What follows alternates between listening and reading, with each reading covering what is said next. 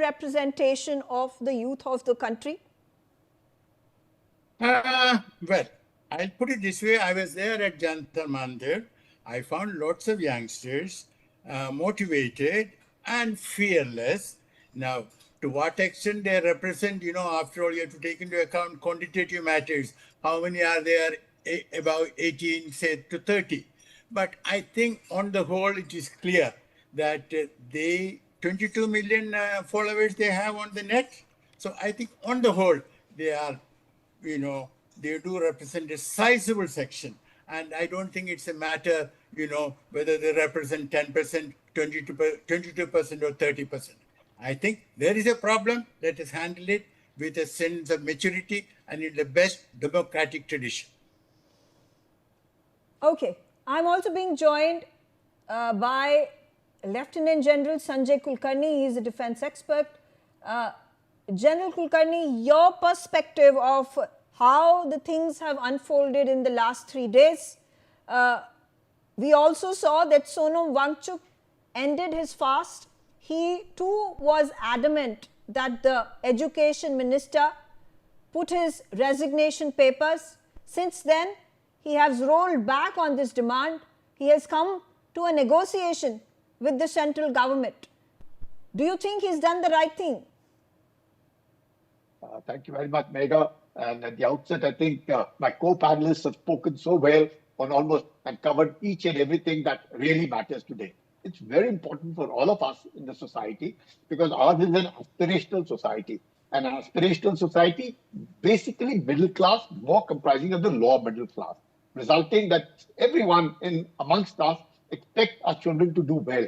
And therefore, it's important that we must pay attention to this aspect of it because they are the future of our country. And it's very important that examinations, especially the competitive examinations, must inspire confidence. If I have failed, I must really be confident that, yes, I did not do well. And similarly, I think the aspirations of the parents, that's also very important, that the way they are, everyone busy earning, giving so much of money to educate their children with the view, hook or by crook, and that is what is bad.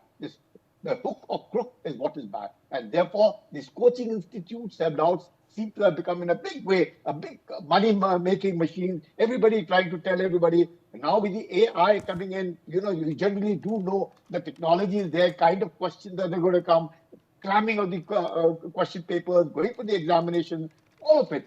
And it's not only in India, it's in China also. It's the same thing because the society, the Asian society is dependent because everybody wants to become a doctor, everybody wants to become an engineer. Now you look at it, 20 lakh children for 1,36,000 seats. And out of those 1,36,000 seats, 63,000 seats are for the government medical colleges and the balance for the private medical colleges. And we're in the game. So everybody is competing because there's a huge difference in tuition fee in whatsoever. And therefore, it's very, very important that, yes, the government has to take, and we also have in the army and everywhere, every month we have what is called a Sainik Sammelan. Sunai hona chahiye. Everybody he wants to tell the commanding officer, he says, okay, this is my problem. Can you resolve it?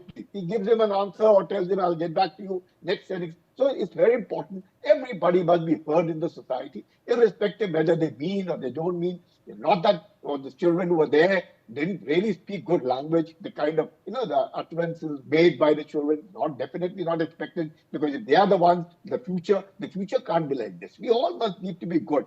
No doubt, yes, certain times there was a demand for the minister to resign, like you heard. Everybody had their opinion. Some would say, well, on moral authority, he should have resigned. At least he should have submitted his resignation. Some more others will say, well, why should he resign? It was so many. You have the NTA 47, what you just stating, they have all been thrown out, dismissed.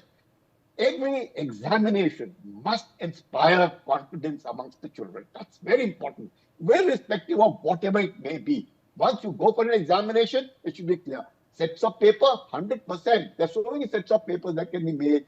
There's technology that is available. If the stock markets can be so safe, why not the examination papers? Examination papers can very well be safe. Okay, you spoke about the coaching centers, but do you think coaching centers are the only culprits? And if they were removed from the equation, it will be a guarantee that there will be zero paper leaks?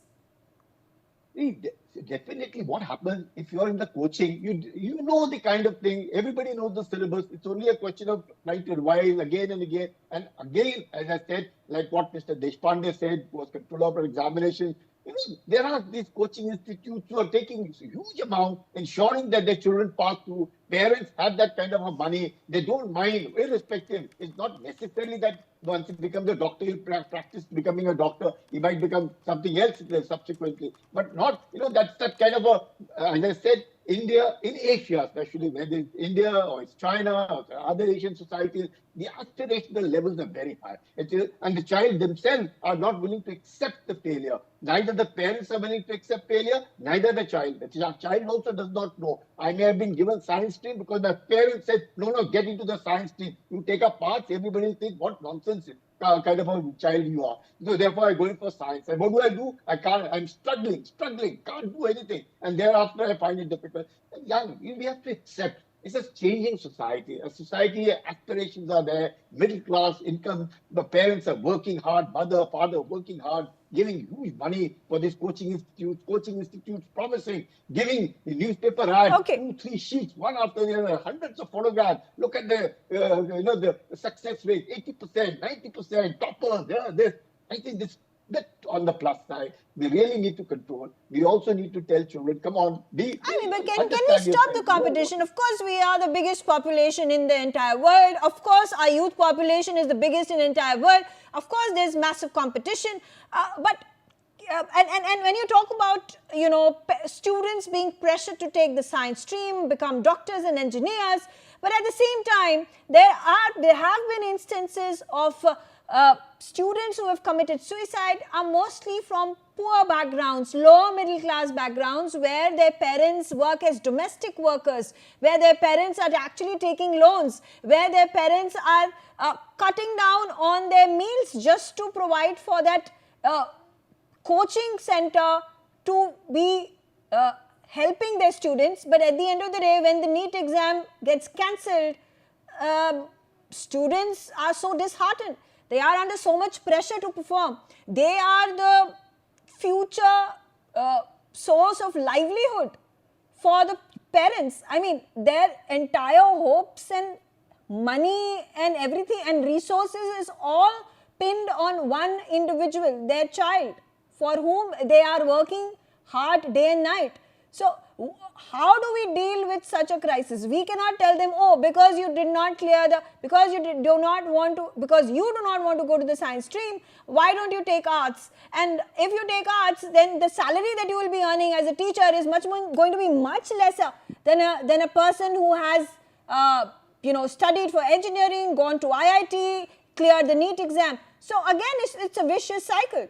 But I do want to understand from you one more point that I wanted to make with regards to reservation in our education system. We have been talking about it since 1970s. There was the Mandal Commission. There was reservation to the tune of 50%, which has now been increased to 60%. Do you think this is beneficial for the youth of our country in the long run?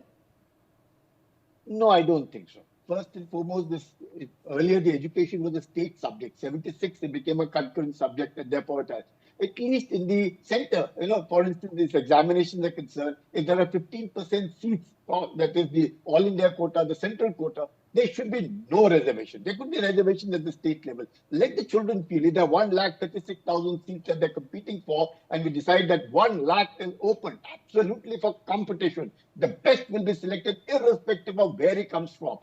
I think it would be fantastic. It would help each one of them. So reservation do a lot of good, but do a lot of bad also. Because then what is happening is if you are only, your general category is only say 25,000 or 30,000 seats, and there are lakhs of students appearing. Obviously, in a hook come back to, as I said, beg, borrow, steal, hook, crook, whatever it be. If the child wants to get in, the parents are willing to sacrifice everything. I think all of it is really, really bad. We now need to tell people that it's not good, and therefore all of it we must ensure, yes, merit must be given the maximum, because obviously it's an examination, national eligibility examination for what? For medical, to become doctors, become engineers subsequently by the JEE, or all of it. I think the best child, and even the children themselves also understand whether they have it in them or they don't have it in them. And but just because the parents are Okay. forcing them All to get right. into it,